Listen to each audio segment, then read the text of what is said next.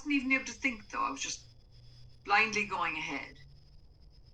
Anyway, I hope your headache goes away now. It's getting better, Sarah. Thank you so much. Appreciate you. I appreciate all the shares so far. Thank you, guys. I love you all.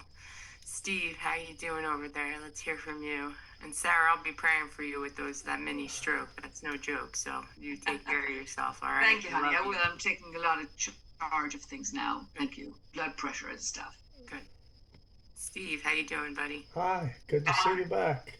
And as an empath, it makes me feel bad to see you upset like that. But Sorry, that's part of Steve. life, I guess. I guess we're talking about fear. As someone who's been diagnosed with generalized anxiety syndrome myself, and uh, I'm on medications for that, I did a lot of thinking about fear, especially in the program, since it seems to be part of our program to deal with fear.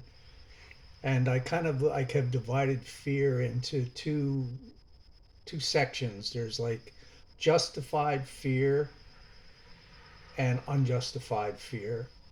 I believe that fear is a God given um, evolutionary survival mechanism. All animals. I mean, if you watch a bird, their heads are constantly turning around because they live in fear. It's just natural for them.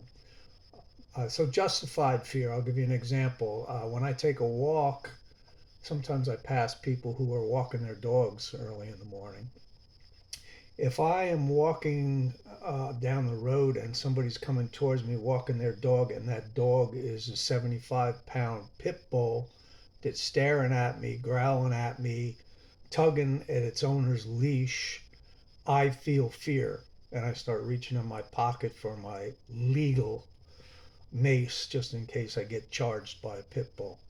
If I'm walking down the street and somebody's walking their dog and it's a cute little Karen Terrier that's wagging its tail and looking at me so happily, and it wants to tug on its owner's leash so they can come over and lick me and smell me and maybe get petted by me. If I felt fear over that, that would be unreasonable fear. There's no reason to fear a dog that's wagging its tail and smiling at you and wants to come over and sniff you. But there are people, and I've met them, who are terrified of dogs of any shape or form. Myself, I have like unreasonable fears towards snakes. I hate snakes. I hate the way they move. I hate the way they look. I hate spiders. I don't like the way they move. I don't like the way they look. And sharks. And I have fear of heights. And those things I would say are unreasonable. Uh, but yet I still have those fears. So we are constantly dealing with fear. I mean, it seems to be it's ingrained in us. There's people who have no fear, adrenaline junkies, I would call them, like who do what I think just crazy stuff, like just insane sorts of stuff, like these guys that go surfing in 100-foot high waves with sharks swimming around them. And I mean, there's people who I think should have some fear and they have no fear. Um, when I'm told by my doctor you got to stop drinking, or you're going to have X, Y, Z happen to you, and even in the program, uh, when they tell you the way this is going to end is you're going to wind up in prison, you're going to wind up in a hospital, you're going to wind up in an institution with wet brain, or you're going to be dead. Okay, and I continue to drink, that's that's a dangerous thing because I don't have the fear of alcohol.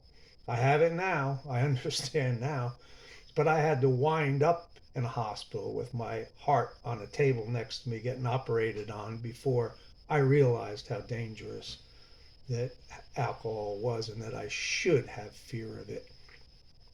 So fear in and of itself, I don't think is the issue. It's knowing the difference between I know I'm dragging on a little bit, but there's one point that I want to make. Let's forget about the fear for a second. If you're, if, and this is crosstalk too, please forgive me. If a person like Grace, let's say, has a goal in mind and they want to become a certain person, or enter a certain job market, and there's nothing except obstacles in their path, and they start to get a feeling that I can't do this, or I'm going to fail, or I'm wasting my time, or something like that. That could be like God's way of trying to tell you this isn't the way I want you to go, you know?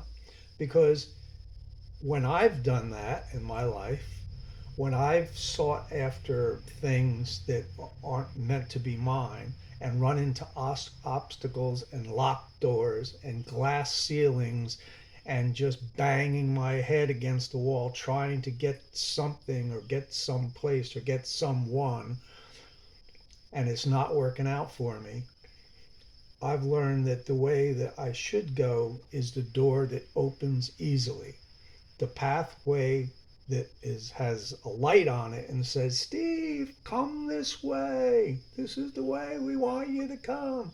Don't try to get through that locked door. Don't try to climb over the barricade.